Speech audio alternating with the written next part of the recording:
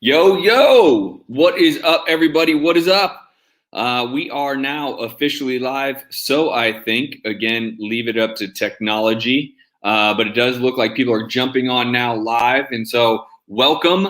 I am very excited about jumping in and giving you the number one sales strategy that I use, my team uses, that works only 100% of the time. So I want to offer this up to you. What's going on, everybody? When you guys are jumping in, because I now have technology that can stream in multiple places, please let me know your name and what market you're in, because all I get to see is whether you're a Facebook user or a YouTube user. I actually don't get to see your name. So I'll go back and I'll be able to say what's up, but let me know your name and your market. Otherwise, I can't see it. I can only see what you say. So someone right now just said, "What's going on, Justin? What's up?" So I'm excited. I'm sure people are going to be jumping on. Daniel from DFW, what's up, dude? What a great market. Ted from Chicago, Chi-Town in the house. What's going on, Ted? Great talking to you earlier. One thing I want to continue to always do is give back in the things that I am not learning, but I know that is working real time in all markets. Sterling from Oklahoma in the Heezy. Lynn, what is up? Lynn from Buffalo and Memphis. What is happening, Lynn? So this is what today is all about. This is just free education, nothing to sell here. Just take notes, whip out a notebook. I'll probably go 15, 20 minutes on this concept, and it will only work for you, my friends. Steve Curry from Richmond, Virginia is in the house. What is going on? And so I have been focusing very heavily with my coaching students about sales and negotiating and scripting. And so I thought this would be a really good subject matter, as it kind of blew my mind of some of my coaching students about how important this is when it comes to actually negotiating with a seller. And so first, I'm going to do this. Take out a notebook, take out a pen and paper. I want to give you two incredible book suggestions. Okay, two incredible book suggestions. These books are actually what I would say are probably the best books I've read in the year. And I try to read a book a month. And I would say they're probably top 5 books I've ever read. And especially when it comes to business, and especially when it comes to sales. So I want you to read Surrounded by Idiots. Yes, that's the real name of the book. Surrounded by Idiots. Let me see who wrote that. Surrounded by Idiots was written by Thomas Erickson. Surrounded by Idiots, written by Thomas Erickson. And what this will teach you is the personality traits. So I come from a school of sales where we were taught very heavily different personality traits, and it was done by color. Okay, so I'm a firm believer that when you want to be an expert in sales, you need to know who you're talking to. If you want to be an expert, the key to that is not just this one strategy I'll teach you today, but it really is also how to use that strategy so that the other person that you're negotiating against or you're selling actually receives it in the right way. Because a red, and as you guys read this book, this will make a lot more sense to you, but a red is like, the best way I say it is, think about a New York stockbroker, right? Just get straight to the point. Usually it's a very loud person, really right in your face. Just get to the point. Don't bullshit me. Let's go. Like, that's a red personality, right? And so in this book, I would be considered like a yellow personality, right? So a lot about fun, creative, easygoing, very likable, very agreeable, right? That's a yellow personality. And then you have your green and the blues, and blues tend to be the very analytical personalities in this book. And by the way, I'm very aware there's other books out there that have different colored, but this book is unbelievable. And so the blues are really analytical. They're very slow paced. So when you match a red to a blue, oh man, that is difficult, right? Because the red wants an answer right now. The blues, let me think about it. Let me figure it out. Let me make sure it's the best offer that there possibly is. Let me think through every objection you might give to me. Like, that is a very hard mixture. And so that is one of my favorite books I've ever read of all time, Surrounded by Idiots by Thomas Erickson. And the second book that I want you guys to write down, and by the way, I don't care if you read this, I don't care if you audible it, I tend to audible almost everything now because I have so limited amount of time. I'm able to read while I'm driving, right? And that's how I kind of squeeze in reading. Because by the end of the night, guys, I got nothing left. I think you guys know I give, I go. By the time it's reading time for me with a 18-day-old baby, no chance, right? So the second book is going to be Never Split the Difference by Chris Voss. Never Split the Difference by Chris Voss.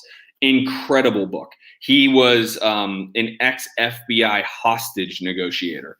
And so why you probably even want to audible that book is it is sometimes funny, right? The stories that he tells. It's actually almost like a thriller because he starts giving you guys real experiences of these hostage negotiations that he's done. You get really into it, almost like a movie. But then he gives you the education behind how he was able to maneuver those conversations. And so again, Surrounded by Idiots by Thomas Erickson, and then Never Split the Difference by Chris Voss. I don't care what level you're at. I don't care if you're just beginning. I don't care if you're already doing 7 figures, flipping homes. You need to read these books. So again, that's my first piece of advice. If you are just joining us and I have not shouted out your name, make sure I know you are here. Let me know your name and the market you're in, and I'll give you a big shout out. So let's jump in here because for the sake of time, I want to give you guys the strategy that I use most heavily in my negotiating or talking with homeowners, okay? And I will tell you, let me first take a step back to let you know that there's really 4 different strategies, okay, that you should be using in every conversation. Every conversation you have with a homeowner, you should try to embed these different strategies. One is Jones effect, right? Everyone wants what someone else has, okay? Number 2 is fear of loss. Like, I can only buy one home today. If you don't agree to this purchase agreement, I'm going to go buy your neighbor's home. Fear of loss. Number 3 is sense of urgency. I need to know by the end of today, or my money partner is going to allocate our money for this other contract we just got, and I won't be able to buy your home if you don't let me know by the end of today. So that is sense of urgency. And then lastly, and this is the one point I'm going to teach you guys today, is going to be indifference. Indifference is the moneymaker. I love indifference. But if you layer indifference on top of fear of loss, sense of urgency, and Jones effect, it just works every single time. Who we got here? Brian Manley's up in the house. What's up, dude? Man, we got to reconnect. Christina Hernandez from San Antonio, Texas. Manley's up in the Florida market. I love that. All right. So how to use indifference in conversations with sellers. Now, when I say it works 100% of the time, what I mean by that is you will either get someone who will want to work with you, or they will quite literally tell you, I don't want to work with you. And by that, you actually win. And what do I mean by that, Justin? You're telling me if a seller doesn't want to work with me, I win and it worked. Well, it did.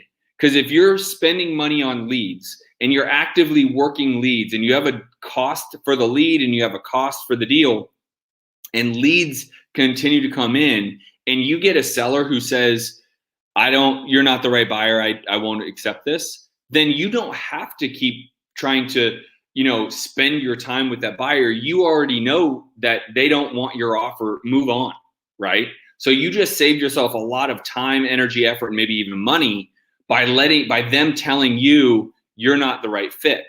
So how does this work? So indifference, the first way I would use indifference is when I get on the phone with a homeowner, I immediately go out with indifference, okay? Because I also want to reduce pressure that they may feel.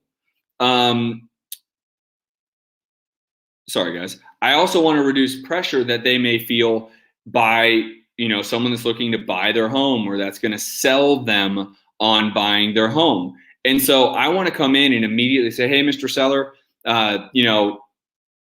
let's just let me frame it.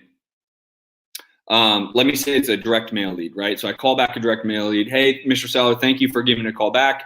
Obviously, you gave us a call based around, the mail that you got. let me first say, I would love to work with you. I sent you a piece of mail because I'm interested in purchasing your home, but I also want you to understand one thing. It's okay if we're not the right fit. I can't buy all homes. So if we get down this path and this doesn't work, it's all good. No harm, no foul. At least we knew we had this conversation, and you get a result that you're looking for. So it's okay if I'm not the right buyer for your property. And then I'd be quiet because I want to hear what they have to say. That was me laying on indifference from the beginning of the conversation, letting them know there's no pressure here. If I don't buy your property, great. If I buy your property, great. I'm indifferent to it. Okay? By having indifference, the psychology about indifference is people always want what they don't have. Okay? So if you go indifferent on them, they will be intrigued. They're used to, or they're expecting you to be a hardcore salesperson. And for those hardcore salespeople out there, let me know if you're a hardcore salesperson. Raise your hand. Let me know. Say what's up. That's all good. My strategy is much more indifferent than hardcore sales. And the reason being is because when people feel like you're going to pressure them into a sale, this will immediately allow them to lower their walls and just have an open conversation with you, right? And that's really, really important because I want them to be transparent in this conversation. I don't want them to be playing, cards where they're keeping all their cards closest to their chest. They don't want to reveal anything, because then basically I ask them questions and I go through my question-based selling technique, and they basically, block all my questions, like, are super vague. They don't give me anything to lean on in terms of, why they're actually selling. So if I can get them to a place of being open because they don't feel pressured, that is the key for indifference. So as I say that, I will shut up and let them know it's totally okay if I'm not the right buyer. We're going to have a quick conversation, and I'm going to ask you some questions. And if it comes out that I'm not the right buyer for you, then high five, you'll go your way, I'll go mine, no pressure. We're all good here. Okay? So that's how I start the conversation. As I go through the conversation, I continue to layer on indifference. And how that would maybe look is I would start by asking a couple questions like, hey, why are you thinking about selling now? Why is now a good time to sell for you? What are you going to do when you sell? Why haven't you sold before? And I'll start to ask these questions. And obviously, for the sake of time, I'm just kind of very quickly going through some of these questions. But the reality is I would take my time when asking these questions, because what I'm trying to do is find motivation. Okay. I want to figure out their motivation of why they're selling, why we're even on the phone right now. Because whether it's a piece of mail that they're calling me back from, or maybe even we reached out and did some cold calling and they said, yeah, I'm willing to talk to someone about a cash offer, and we're calling back into them, then I want to figure out why they would have any interest at all to talk to us, right? Because think about how the psychology of this whole play, right? How many people out there have picked up a piece of direct mail and have ever called a stranger from that direct mail? Seriously, think about that. Now, the one or two times I can tell you I have is usually some credit card offer, right? Like 0% interest, 12 months, credit limit of $100,000. I'm like, why not? I'll give them a call and get another credit card, right? I think I have like 22 credit cards, which is insane. So I've done that. But have I ever called like a person or a company for any other reason? No. So the fact that someone would call me back from my direct mail is already a sign of motivation, because that is way outside of, a norm, right? What people normally do. Now, let's talk about cold calling. If I have 16 cold callers, I'm about to hire 8 more cold callers, right? So it's 24 cold callers. If I have a cold caller call you and say, hey, are you looking to sell your home? Are you open to a cash offer, etc.? And you say, yeah, I'd like to talk to someone about selling my home. And then the cold caller puts the lead in my database and I give you a call back. You have a certain level of motivation. Whether I can get to the price I want or not is irrelevant. to sell your home, enough so you can speak to a total stranger that you don't know about selling your home to them. That also isn't terribly normal, right? That is not in your normal everyday habits. And so I want them to really realize there is no pressure in this conversation. I'm indifferent if I buy the home. What will come across desperate is if you are hardcore desperate. And there's ways that you can talk that absolutely, and you guys know this to be true too, when someone's desperate, you can absolutely tell. There's no indifference. It's like, I need. And they use words, and their vocabulary is in alignment with being desperate.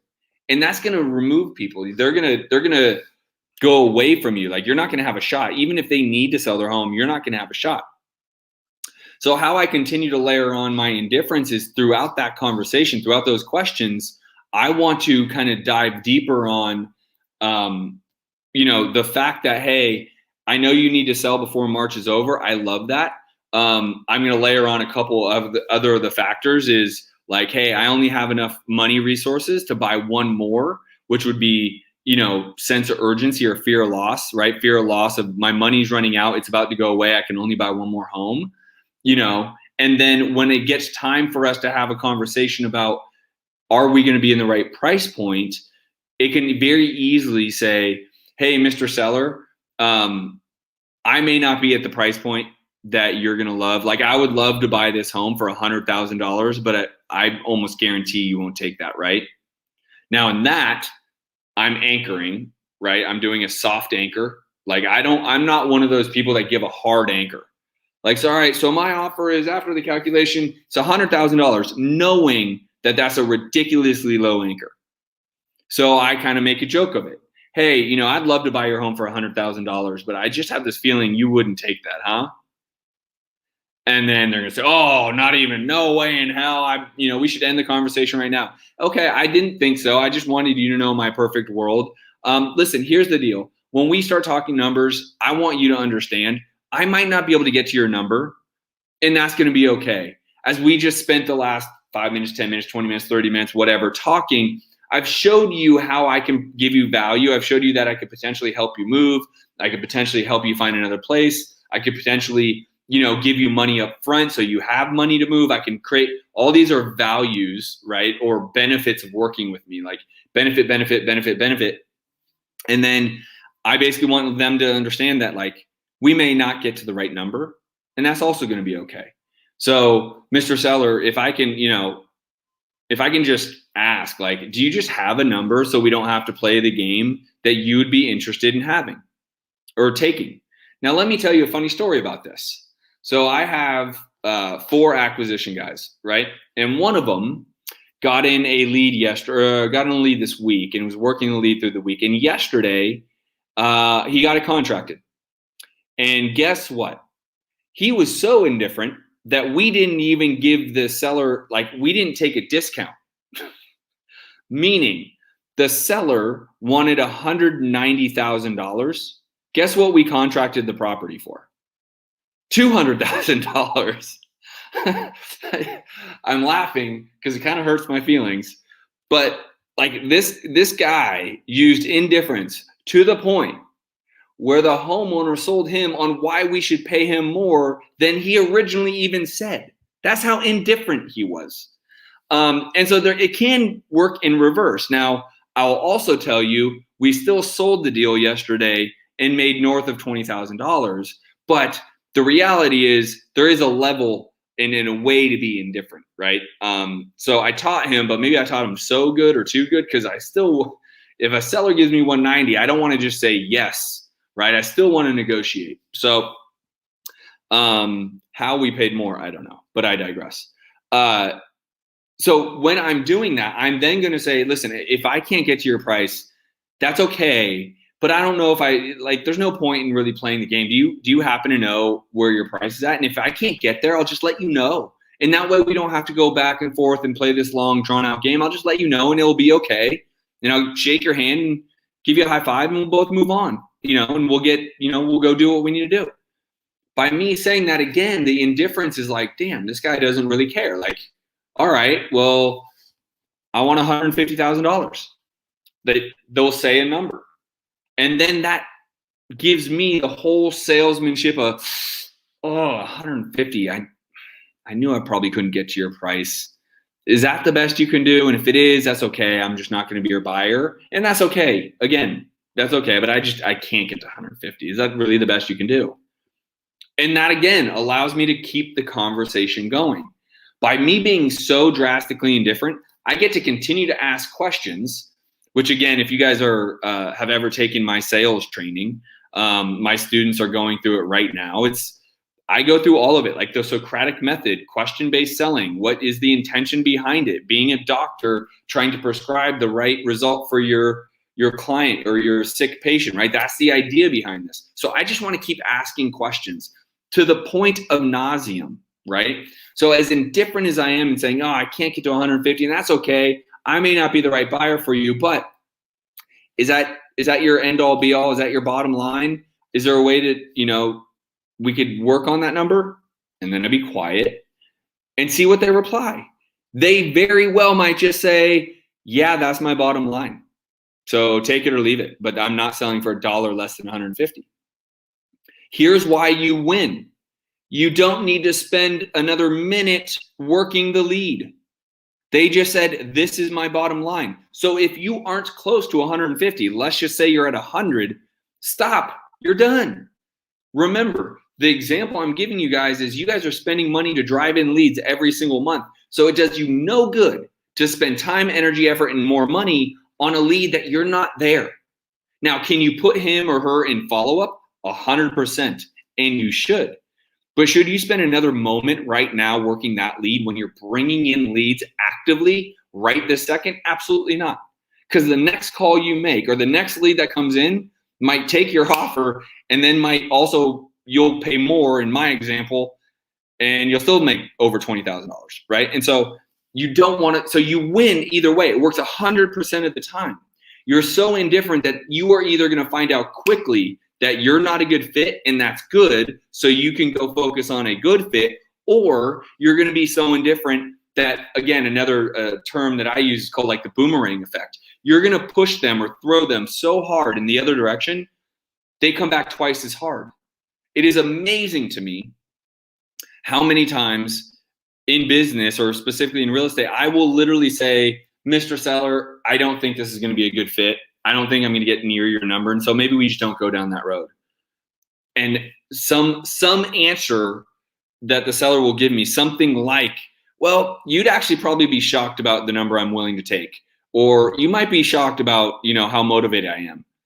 And I didn't even say anything. All I said is, hey, listen, I just don't think we're going to be the right fit here. So I don't really want to waste your time or my time. And for those of you who are either single now or remember being single, and I am no longer single, right? I just had my 18-day-old baby. I'm happily married. But one of the best tools I used as a single male was being indifferent. If I wasn't all up on the girl and all over her, then she would be in the same thing in real estate. There would be like a intrigue about me. And the same thing happens with real estate. The homeowner's like, wait a minute. I'm so used to these guys trying to lowball me and make offers quick and try to force me to get this deal. Why is this guy different?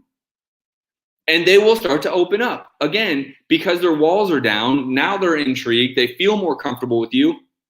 It allows you to keep the conversation going through asking questions. This is just a win-win for everybody at all times. And it works 100% of the time. Remember, it doesn't mean you're going to get the deal 100% of the time. It means it works 100% of the time because you can now spend your time on a lead that actually can go forward, that you can actually contract. And that is the strategy I use every single time I talk to a homeowner is I create a massive amount of indifference. With indifference, I want to elongate the conversation. I want to do question-based selling or the Socratic method. I want to go for no, meaning I want to find out if there's other people. My go for no is different than a lot of other sales trainers. My go for no is like, do you have a wife that needs to sign this paperwork? Is there anyone else that needs to review it for you? Do you have to show it to your accountant? I want to get all those no's. I want to get all those no's out of the way because then I know when I submit this offer and he needs to think about it, I can go right back and say, hey, we already talked about this. You said if we agreed on price, there was no thinking about it. No one else had to review it. Like, now, why are you changing your story?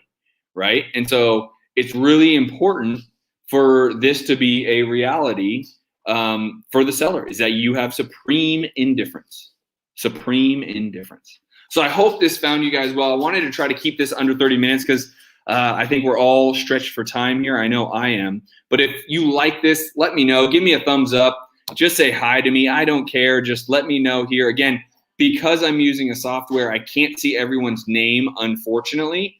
So just let me know who you are, what market you're in. I can just see Facebook user, YouTube user, Andrew Gonzalez. I can see you. What's up, dude? San Antonio's in the house. I want to give you guys a shout out. If this has been valuable, just let me know. I'm happy to keep giving these, free tips and tricks away for you guys. I enjoy it. I love this. I'm passionate about it.